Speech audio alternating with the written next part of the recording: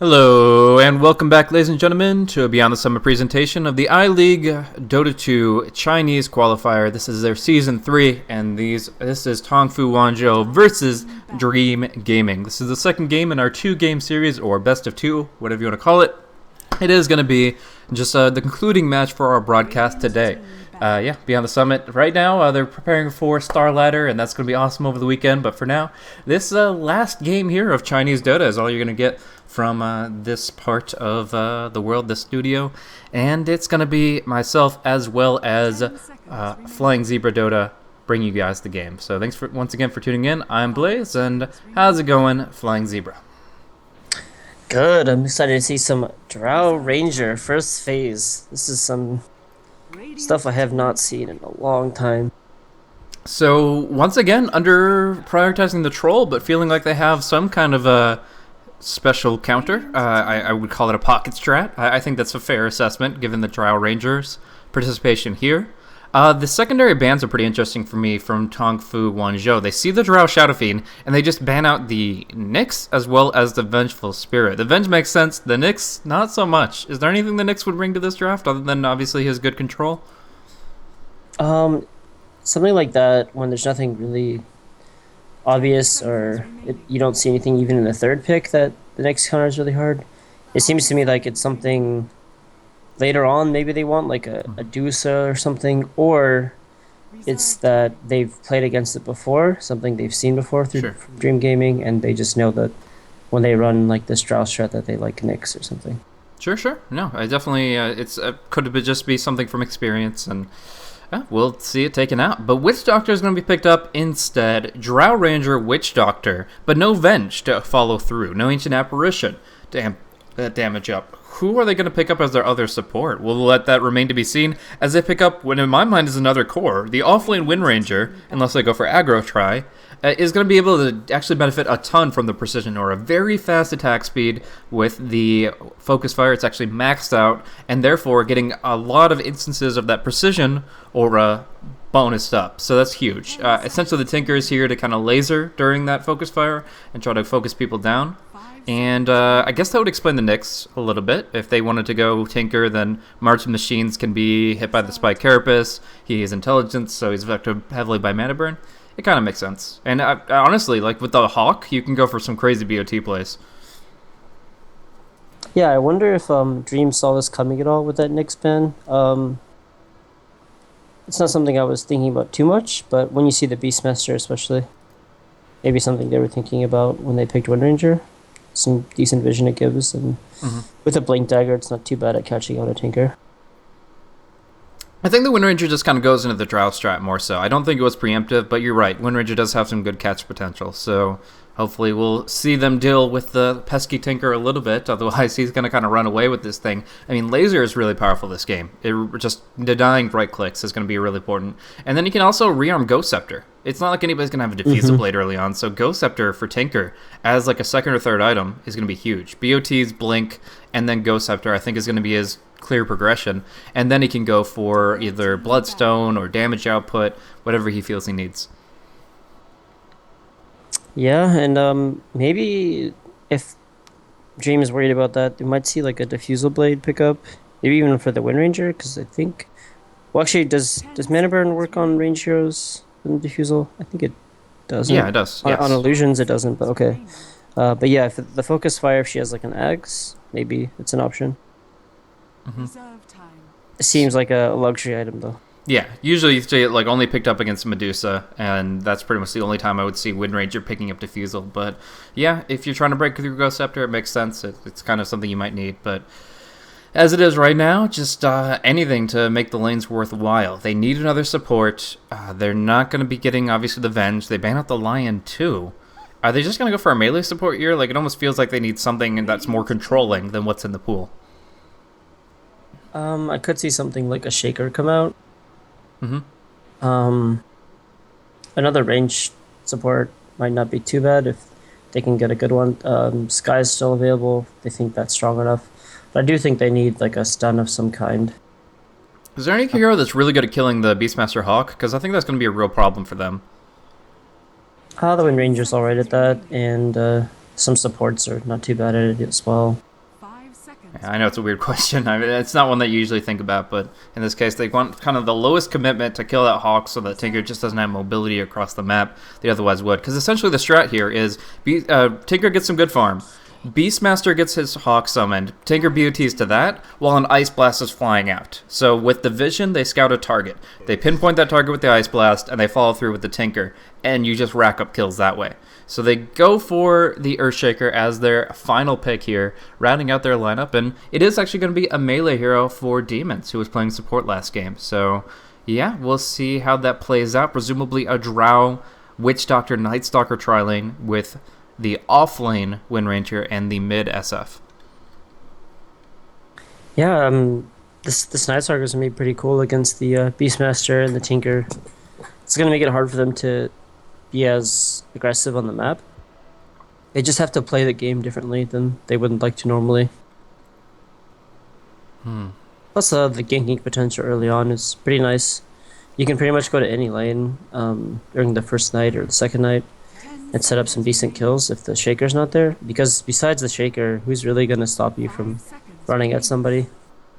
So one thing I will mention is there does seem to be a little bit of greed on the side of Tongfu.W. If you think about Ancient Apparition, what he wants to do with items this game, Sayaka obviously doesn't need Blink Dagger, but could highly benefit from one. And the fact that both Troll and Tinker are going to be heavily emphasizing the jungle for stack farming with the March Machines, with lifesteal farming with just a Morbid Masker Dominator for the Troll. Like, I feel like it's actually going to be really difficult to balance out who gets what farm when. And that's something that obviously Tongfu, as an experienced team with one another, should be able to figure out. But just in my mind, it seems like it's probably one of the biggest things to overcome is their early game gold allocation.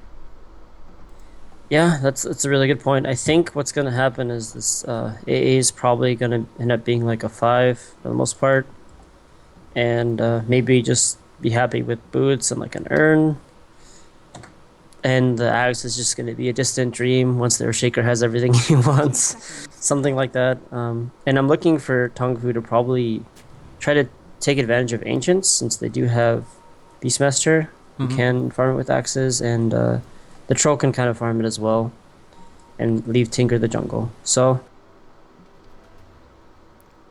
one thing I want to note real quick is, although the Radiant Wards have both been plays out, there's no Sentry Wards on the side of Dream Gaming right now, and the supports are... Okay, Night Stalker has some gold banked up. I think he wants boots pretty early with it, but we'll see. Right now, there is an Observer Ward blocking off the northeastern Radiant camp, and that's actually going to be also giving vision of the rune. So this is going to make it very difficult for them to deny experience from the Beastmaster. He's not only going to get creep waves under tower, like you said, he's going to be stacking up Ancients most likely, or at least building them up to a double stack for the Troll to manage. No matter what, they're going to be getting a lot of golden experience on this Beastmaster. And it looks like ping is a factor. We might be going for a full remake. I'll double check in other mediums to make sure that we're safe to leave.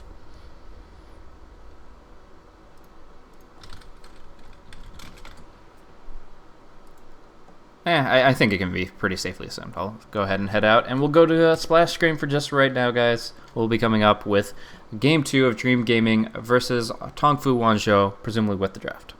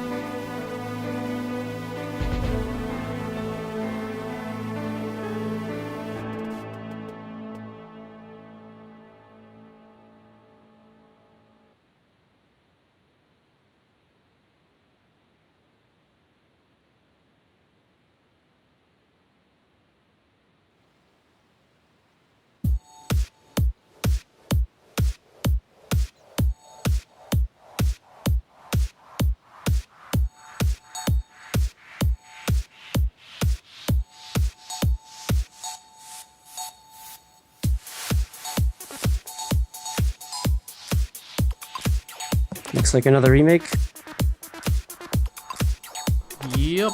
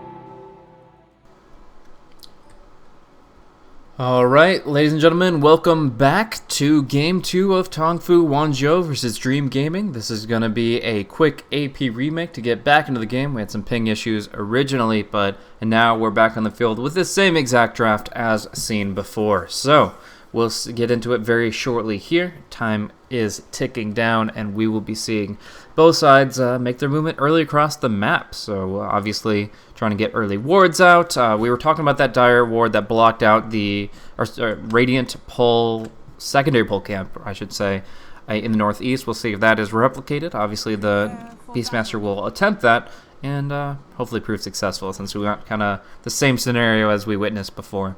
But anyways, go ahead and do some quick team introductions here. We've got AO running on the Witch Doctor. He was the Sand King from last game.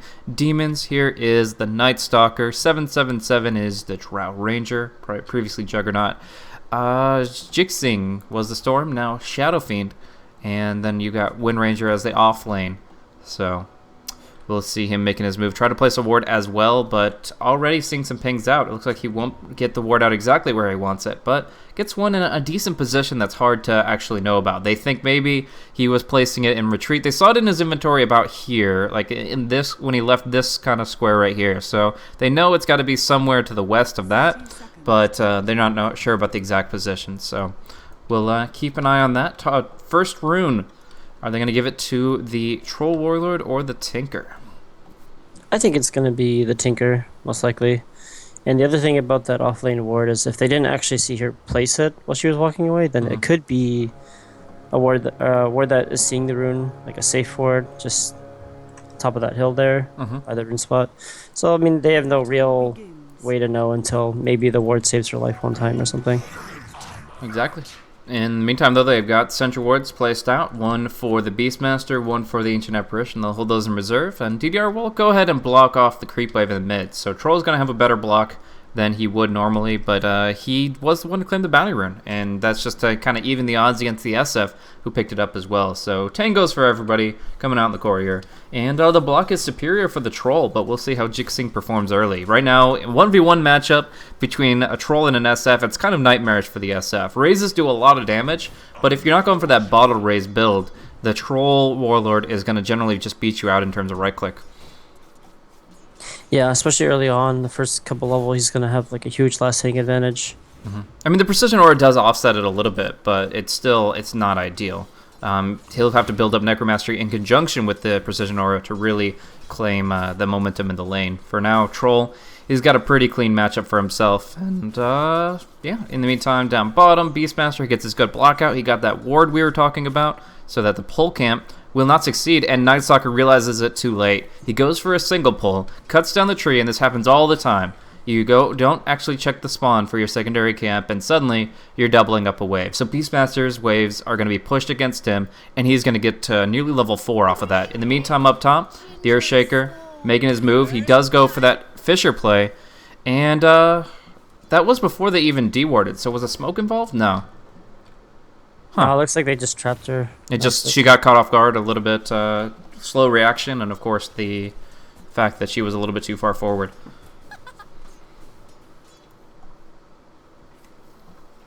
Yeah, and I'm curious to see how all this Night Stalker support's gonna do. I feel like if Beastmaster does a good job of blocking the pull, which I think he should go send his board there to do. Oh, okay, he didn't, but he could theoretically block the pull pretty much every minute and make sure that they can't pull, and then they're forced to roam, which a Night Stalker doesn't do very well until the first night. And if he has no levels, it doesn't matter too much anyway. Yeah. So something a Beastmaster can do, kind of like a Nature's Prophet, is you can just kind of just shut down the supports passively.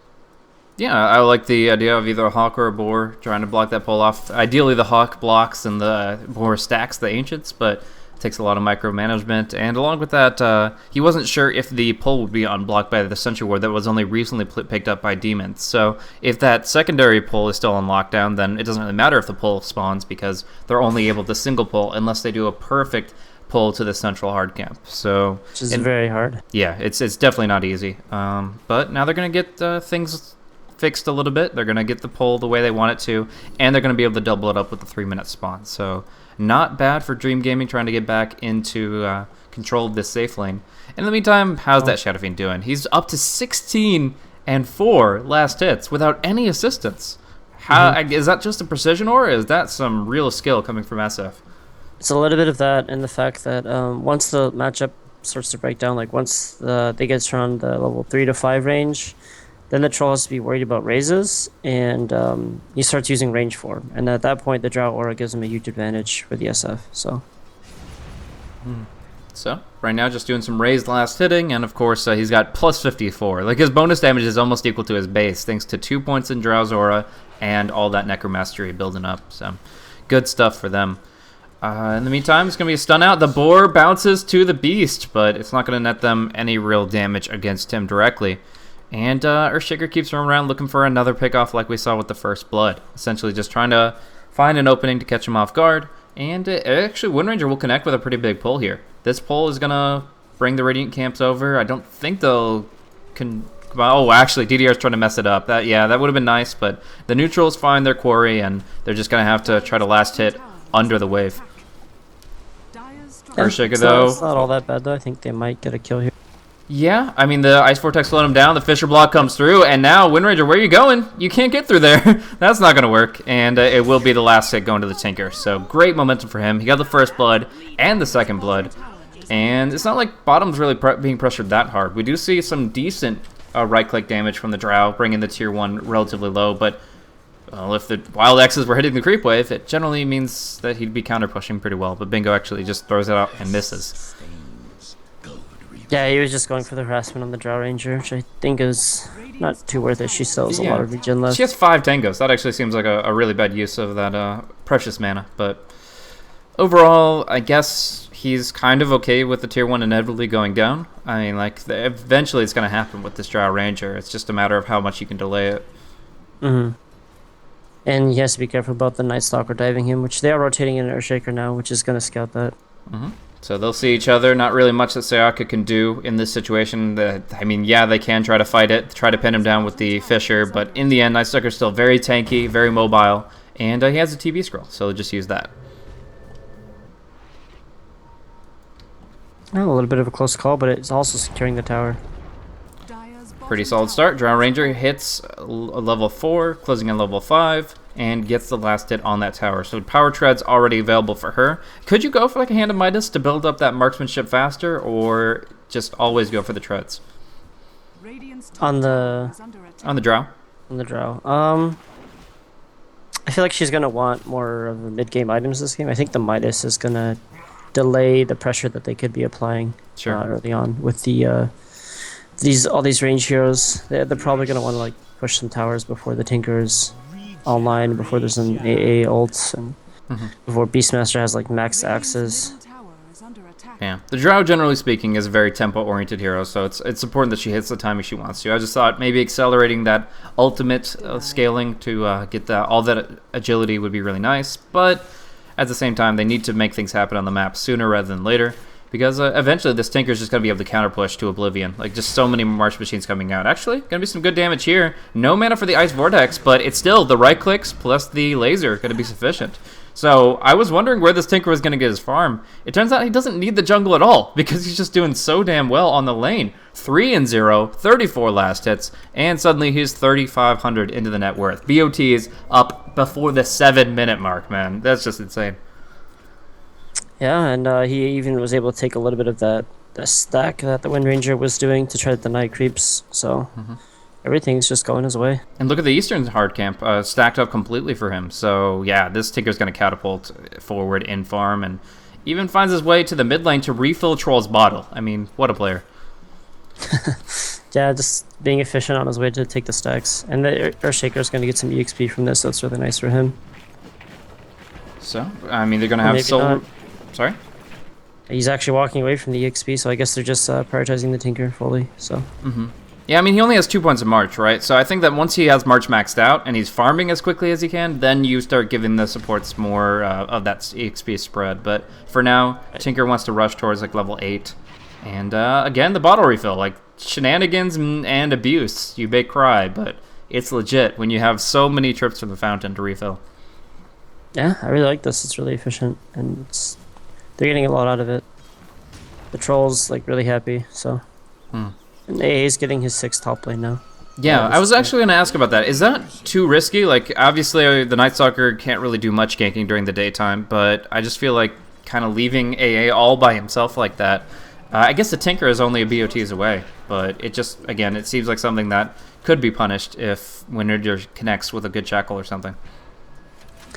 Yeah, but she doesn't have too great of damage output at this point. It's like enough probably to kill an AA if she has... maybe some help, or if A is just like too far forward, but there's like a TP from the Tinker and the Earthshaker, and with the Cold Feet, you can usually intimidate somebody away from you if they try to go on you. Just like slow and Cold Feet, and then they usually walk away. So let's talk in the future. Let's talk 15 minutes from now. Dream Gaming, they know that time is not really on their side. They want to go and start looking to push towards the tier 2s and tier 3s. But this Tinker is laying down March after March because he has so much farm. Actually going to go for a Hawk play. We'll talk about that in a second. Right now it's going to be a roar down bottom with the Hawk BOT. Laser should secure this kill, and the last hit will be going the way of the Beastmaster. So great kill on the Drow Ranger. Shuts her down pretty hard and just continues to build momentum for the heroes that need it. But... yeah, even if Dream Gaming can salvage this laning phase and start pushing as a team, because they do have this kind of draft that is able to do a lot of good right-click damage and emphasize tower pressure. And they're building up a mechanism for now, but what is going to allow them to push into the March machines? Do they have to go for a Tinker pickup, or could like somebody build a Pipe of Insight? What do you think? I think for now this mech should suffice for the most part. The problem is that there's also Axis and Fissures and AA ults, so it's kind of hard to say if they could even push before a pipe at all. I think you're kind of right that they probably need a pick, because I don't think the pipe's coming anytime soon, and the mech's probably not going to do enough. Yeah. They do have Witch Doctor heal, though, so... yeah, they could max out the Voodoo Restoration. I think that's a respectable kind of Band-Aid fix. It's not going to be long-term ideal in pushing in 3 or 4 marches, but 1 or 2, it'll be able to keep the creep waves up for the most part, and that's a pretty good idea, but... more Hawk movement, I'm not sure what I guess he's just cleaning up the camp so he can get a full spawn next time around. But, yeah, we see the pressure on mid here. Drow Ranger level 7, gonna get roared immediately, but the Tinker's not really ready to go in. Just the missile's gonna come, and the Ice Blast will finish it. That's actually should be enough damage. It's close, though. It is very close. Ticking down, 98 HP, and that's gonna hit the mark with one of the last ticks, so... Yeah, actually, a really good way to stop that 5-man aggression is just pop your short cooldowns. Beastmaster Roar is not that long, even at level 1. It's only 80 seconds. So, just the heat-seeking missiles at that long range, and they're able to push them off the tower. I feel like Tinker is actually like the perfect pick this game. Yeah, it feels like it's going to be nearly impossible for DG to force things unless they get a pick off or they're like really far ahead in farm. But I mean, Tongfu is being really efficient with their farms, so I don't see that happening. And their counterburst is just so strong, and it's only going to get stronger as ES gets like a blink dagger and more levels in its fissure.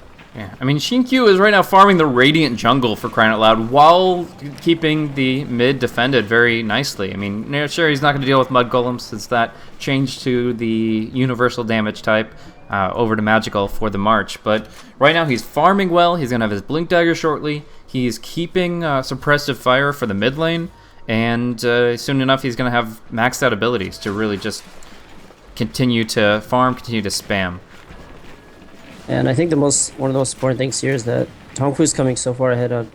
They're coming so far ahead in EXP because of how efficient they're being with this Tinker jungling, and they're giving Troll the Ancients, and then A gets a free lane top. He's actually like halfway to an Axe. He's probably gonna go for a Midas first. I think that's a good idea. I mean, still kind of want to condense your gold gains to make sure that you get the most value out of each creep, and I think the Midas will guarantee the Ags. You could probably get a faster Ags with just not going for the Midas at all, but it's like a 60-40 kind of thing. There's still a risk of you dying a couple of times, and then that gold just doesn't come reliably. So I like the Midas pickup, and then of course you get the stronger ultimate along with it, thanks to the experience gains. Oh, I like this ward though. I mean, they know what's up. They know what the Tinker's been up to, and this is going to be really valuable in them trying to find an opening. They've got the Death Ward. They've got a really active smoke that most teams wouldn't see coming. And this is probably the time, if any. Oh, Power Shot gives it away, though. I mean, I guess they weren't going to find an opening without vision themselves, and the Radiant Observer Ward didn't see anything without the trees being cut down. So, in the end, they don't get what they want. And look at this flank. Tinker just goes into the trees. Even before Blink Dagger, he just BOTs via the Hawk into the trees. And suddenly, he's able to just go for the long-range nuke damage of the heat-seeking missile. Like, right now, they're just chasing a Hawk, but Tinker doesn't care. He might actually get caught here. They have the Void to cancel, but he's faster than anybody thanks to the Boots of Travel. Yeah, this is pretty cheeky. He's making so much space, and he's not even really doing anything besides just being there. And this is all pre-Blink. That's the impressive thing. Like, it's really easy for a Tinker to escape after Blink. He just has that distance, but now he's going to have the Blink Dagger, and suddenly this becomes like a no-risk situation for him. Yeah, and the unfortunate thing is that Tongfu wasn't making too much use of the space. They were kind of all just sitting around mid and waiting for something to happen, sort of. And it looks like DG's not going to wait for something. They're going to try to force something themselves. Maybe a Roshan. Yeah, I would say that Yseek's farm seems a little bit suppressed. I mean, right now he's not building up that quickly. Like, he had a Yasha about 2 minutes ago last game, and this time around it's just not the same. It's still okay farm. It's just they've obviously been just putting the Tinker on a pedestal and letting the Troll play number 2. Rosha's getting scouted. And yeah, that's a nice BOT forward. Just doing some good damage to Shadow Fiend. It won't kill him off unless he gets another volley out, and Ice Blast expires right when the missile connects. So we're going to see instead the Death Ward come out and actually get a kill. The first kill for Dream Gaming. Oh, they're so happy. They actually do bring down the Beastmaster here. So it has been a long time coming, putting points on the board for them. But now they not only get that, but the Shadow Fiend does narrowly escape. I swear, it was within less than a quarter of a second between the Ice Blast expiring and that missile putting them into the Shadow Threshold. Yeah, it comes a small... I don't even know if you'd call it a victory for DG. They get the kill, but their Roche smoke is foiled, so then that's another smoke down for them. That I feel like they're going to need really badly this game to make plays happen. These smokes are probably their most valuable resource in terms of like supporting items or just like the wards and such. So right now, we see the Midas come out on the Ancient Apparition, and Wind Ranger, she needs a lot right now. She gets the Precision Aura, so she's already hitting pretty hard with her focused fire, but she needs either an Aghanim Scepter to reduce the coefficient and get that cooldown up so she can use it more frequently, or you're talking about mobility tools to try to catch the Tinker out, and that means she needs the Force Staff. So along with that, there's a lot of nukes flying out that go right through her wind run, and in that situation she needs HP. So I would say there's a mixed grab bag of items that she needs, and it's right now she doesn't have the farm for any of them. Yeah, she's just not getting enough of the farm priority that she would need to like be really effective this game. So hopefully she'll get some of that later. I mean, she's going to be the one pushing out lanes a lot. Oh, the Roche. Oh, it's close. It is not going to be snatched, though. It is going to be just last hit by the Dire, and Demons feeds away a kill. I still think it was worth the try, but in the end, it doesn't pan out for them. And now A's got his Midas. Gonna work towards an Ags. I'm gonna have to eat my words a little bit because I thought the AA was gonna be more of a 5 this game, but they decided to let the Earthshaker like sit behind their cores and make sure they get their farm while the AA just took the lane top, which I think was the right choice this game. I think that since all these buffs that came out on the Earthshaker, he's not as blink dependent as he used to be. Essentially, they increased his movement speed baseline. Like right now with Trinket Boots, he's running around at 400 ms, which is not bad. And they increased the range of the Fisher. So between those two, positioning isn't as important for him. It's still very vital for things like Echo Slam and the perfect Fishers. But if he doesn't have a blink, he can still do quite a bit, as opposed to previous patches where this hero was useless without it. Right. My mindset was pretty much that I saw DG going for like a lot of 5-man pushing, maybe a little bit of riding, but a lot of pushing and grouping up at certain points in the game. And I felt like Earthshaker with an early blink could punish that, especially with this lineup. So I think it's more of a momentum thing. Like in most games, it would be better for the Earthshaker to just be able to use that Echo and you have the Blink Dagger. And in this game, it's different because of how slow rolling DG are. I think it would be really nice to have the Blink Dagger. I think it's just less reliable or less efficient for like your farming and less of a winning strategy to have the Earthshaker just sitting top when he could be protecting your cores, where an AA in that case doesn't do anything, right? But he will still get the farm and still be effective. So it's just a good strategic choice to give the AA the farm and maybe give Earthshaker some farm priority later. Yep, so we're seeing them really utilize the Hawk and the mobility of the Tinker to do some just major magic damage at long range, along with the Ice Blast, forcing back the Wind Rangers temporarily, and they'll take the Tier 1. So, and you have like 3 heroes around here on the Western Radiant side that are just like, I want to defend, but there's absolutely nothing we can do. So it just kind of feels like they're not really able to use the time and space that they have, and they're kind of at a loss for what to do next. Their strategy seems to have broken down a bit. Yeah, one thing I'm a little underwhelmed by is this Night Stalker pick. Oh yeah, like it hasn't done very much for me. Like I was saying in the draft, is sometimes you have to play differently because of a Night Stalker, but I haven't felt that kind of pressure or.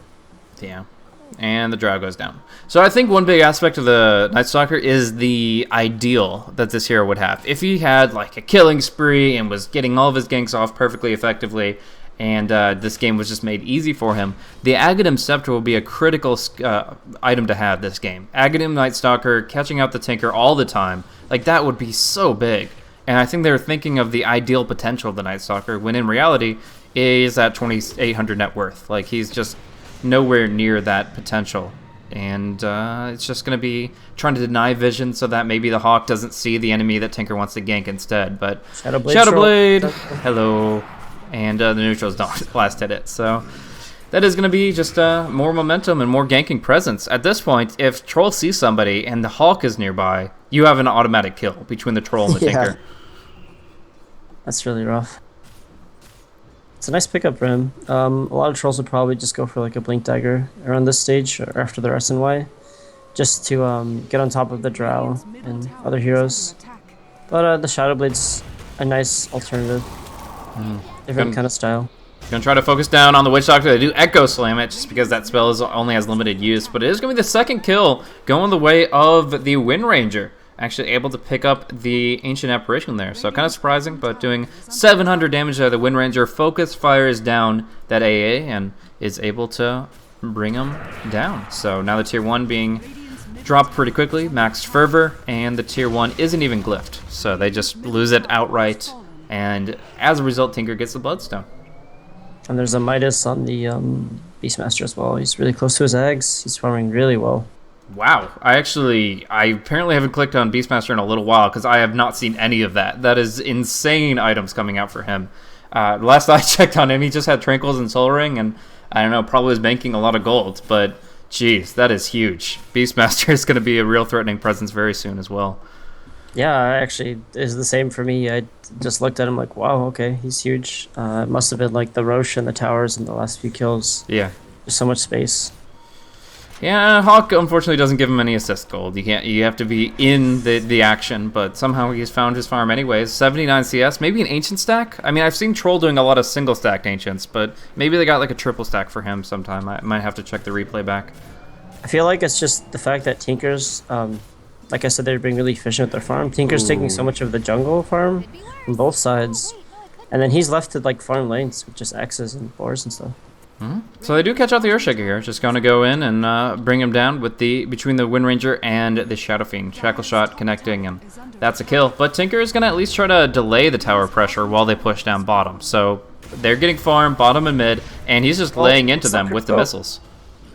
Oh, they actually got the Tinker. He's going to suicide immediately. It makes sense. You pretty much, anytime you know you're dead, you'll suicide with Tinker since you can just rearm the active. But yeah, it's a good catch out by the Night Stalker, and it shows some of his value. Yeah, they finally got the pick on the Tinker that they've been looking for. But unfortunately, because he has the Bloodstone, it's not for very long. Yeah, there's no way, other than a Shackle Shot connecting, that they're going to be able to prevent him from using items. So no kill on this Tinker should actually be like a real kill. He'll die, he'll lose momentum with the Bloodstone, he'll lose gold. But as far as DG getting something out of it, not so much. Shaker is about halfway to his blink now, so like we said, he's getting a little bit of farm priority finally. He's gonna get it when he needs it, so it's okay that he got it a little bit later. So SNY coming out on the Drow. Manta is decent against the heat-seeking missile because you can Manta dodge, I believe, the projectile. And actually going to be Witch Doctor going for the cask. It will bounce back and forth to the Ancient Creep, so it should be enough disable for Troll to go down. And yeah, they do pick up a pretty critical kill. Like, all the kills to this point haven't been that substantial, but that's probably the biggest one they've got in this game. And that is going to give them some momentum. I mean, just look at the fight recap. It seems small, but that's 2,700 experience. That's 1,100 gold, especially for the Drow Ranger. That's very important. Yeah, Troll's the most farmed hero on the map, so any kill on Tinker or Troll is like a huge swing at this point. Night Stalker's finally getting some farm. I'm sure he's just going to rush in Ags, but who knows. Yeah, I can't imagine anything else right now. Just trying to kind of move around the map. Aghanim Scepter seems to be the item that he has to have this game if he's going to make the impact he was designed for. But as it is right now, heavy pressure down bottom. I think they're going to commit to this push, and the Tinker is going to be there to cover them every step of the way. Ags on Beastmaster now, pretty important. The range on that is actually insane.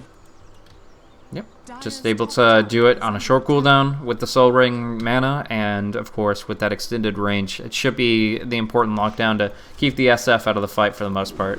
Could be used on the Drow, as we've seen multiple times over, but it just depends on positioning. Right now, both are positioned up on the top tier 2, putting pressure there, and that's kind of why I'm surprised Tongfu haven't committed harder to the bottom tower. Like, there is some good counter push, creep wave clear, but really they are just refusing to commit to the bottom tower and instead losing a lot top. Yeah, they just have no sustain for the creep wave, and the Wind Ranger's just double petting, and then there's nothing left. Not really pushing too hard after that. Demon's going to get caught, it looks like. Yeah, the Gust is not going to do too much, and that's just going to be them engaging down bottom. No, again, too survivable, even with this Ice Blast coming in. It'll frustrate them a little bit. No, it doesn't even debuff them. Wow. So, but Power Shot is out of mana now. Wind Ranger unable to play Robin Hood any longer, and the next creep wave should put some damage in the tower. But meanwhile, mid stalking up this Shadow Fiend. He has the mechanism, but he shouldn't be able to get the blink off in this situation. Juking into the trees, not gonna help you. Getting maimed, getting slowed, and getting killed. Nice Ice Vortex coming in from DDR to help. And yeah, he's actually kind of slower than I thought he would be. Has he got anything in the courier? No. So AA maybe halfway to his Ags with the Midas transmute coming out. Yeah, so I mean, I don't know what this SF's going for, but he just lost like 400 gold there. If he was gonna go for BKB, I feel like he should have bought out most of the parts so he didn't lose gold. Mm-hmm. Everything matters at this point. Definitely, yeah. I mean, he's got the 600 reliable, so he could definitely fall back on that a little bit. And see DG force in, look for the shackle. It connects, but can they really follow it up? I mean, we see now a 3-man Ice Blast, 2-man Ice Blast, and the missiles continue to fly out there. Man, this Tinker is really just doing work, preventing affirmative action. And wow, they actually got the Night Stalker with the Tinker rockets. That's, I mean, I know he's kind of squishy just running the Tranquil Bracer build, but I really didn't think it would just do that much damage. Yeah, 3 rockets and the Hawk Vision allowed him to get that last one just barely. So it's there a you go. level 2 AA blast. I mean, just got the Midas for a reason, so it's helping a bit. Definitely. We have the BKB in the Wind Ranger. She's going to have to make some big plays with this one, though. I really feel. And I'm going to be... I guess I'll just go Tinker Cam, because he's going to be looking for blood a lot more. And right now, I'm having issues keeping up with it. Witch Doctor goes down, doesn't force staff away, just gets blown apart. And although he's not going for like a Dagon build to make these kills quick, the Shivas, if it's rearmed once or twice, can do just as much. And obviously gives him the defensive aspect against all these right clicks. Yeah, and Tongfu is like barely having to commit anything to putting this much pressure on DG.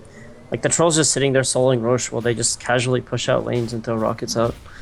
And there's not much DG can do about it. They just can't get out on the map. So BKB up on the Troll, Tinker pushing out bottom. Is there any point where DG can feel good about a fight? Is there any position where they feel like they have a good engagement, or is it just look for the Tinker pick off and nothing else? I feel like it's gonna have to be outside of their base, most likely. Well, it's just they have to. It has to be in an open area because of the shaker. Mm-hmm. That there's a big echo possibility. So they have to look for like a pick with Wind Ranger and Night Stalker +1 probably the Witch Doctor with his ult, and then try to take any fights outside of the base. Oh, they catch the Ols. They're gonna go for the Requiem onto the Tinker, but the Bloodstone Suicide before it connects. Are you kidding me? Oh, just stealing candy from a baby. This is just the Tinker way, and yes, he bashes down the TP. Of course he does. Tongfu just making Shadow Fiend feel bad more than anything else. Like, what? You can't get, like, you see that. It's so satisfying to see the Yule's Requiem combo. You just say, like, all right, I timed it perfectly. I hit the Archie right when he's going to come down. Absolutely perfect, and denied. It's just... It's sad. Now we're going to see the Roar connect on the Witch Doctor. Easy pickings there. And hey, Tinker's back. His Bloodstone charges just bring him right back into the fight. And this is just rage quit. They call GG. Like, honestly, this is an F this game moment. When you just miss out on that Tinker kill, it's so frustrating. The draft didn't work. The pocket strat fell apart. The Tinker won it all. And 15-6 is your kind of kill count. Kind of, hey, there's a lot of Bloodstone suicides count. For Tongfu.W versus Dream Gaming here 29 minutes through the game. So is this kind of how you expected it to pan out, or did you think that there would be more issues getting Tinker online?